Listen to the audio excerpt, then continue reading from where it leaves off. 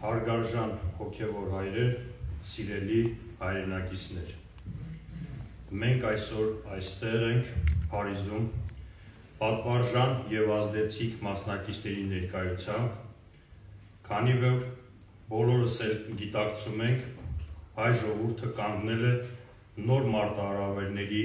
դեմ հանդիպման։ Այս ճգնաժամի սկիզբը դրեց Արցախի անկումը։ Բոլորս գիտակցում ենք, հարկավոր է ուժերի լարում, միասնական օրակարգի շուրջ և համայն հայության ներուժի լիարժեք մասնակցության ապահովումը։ Այս համաժողովի հիմնական առաքելությունը և անձամբ իմ ակնկալիքը ձեր յուրաքանչյուրի ներկայությունը այս ճգնաժամային պահին վկայում է ձեր պատրաստակամության մասին, որի համար բոլորիցդ շնորհակալ եմ։ Արցախի էջը փակված չէ, սա միայն խոսքեր չեն, սա անշրջելի պարտավորություն է։ Եռամիասնությունը Արցախ, Հայաստան, Սփյուռք չի եղել և չի կարող լինել ձևական կարգախոս։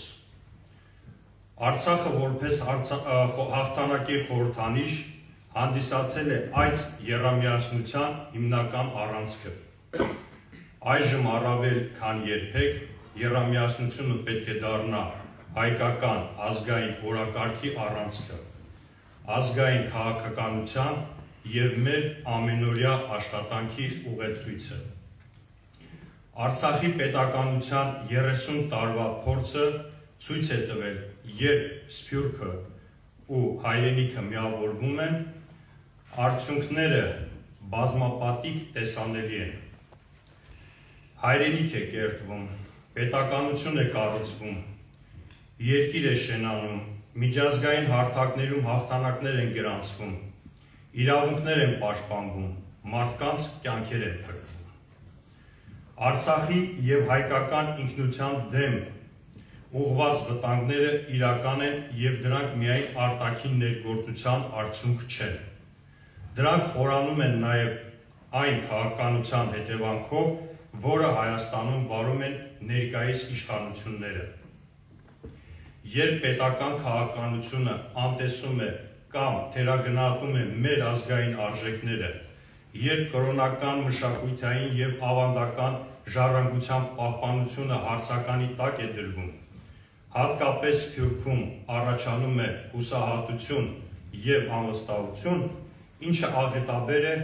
մեր բոլորի համար։ Այդ քաղաքականությունը ոչ միայն քայքայում է համազգային միասնությունը, այլ թույլ է տալիս թշնամական ուժերին շարունակել ազգային արժանապատվության ոտնահարման, նվաստացման և ժողովրդի կրած պարտության շղթայի հարատևումը։ Պետք է այդ շղթան կտրել։ Ոչ միայն իրավունք չունի լռել, երբ մեր հայրենիքը և մեր պատմական ժառանգությունը, Մեսրոպ Մաշտոցի հիմնած առաջին դպրոցը, Ամարասում, Գանձասարը, Շուշին, Դադիվանքը և այլ սրբավայրեր գերեվարված են կամ անտարբերության և չպայքարելու հետևանքով դառնում են միայն հիշողություններ։ Սա ոչ միայն քաղաքական հարց է,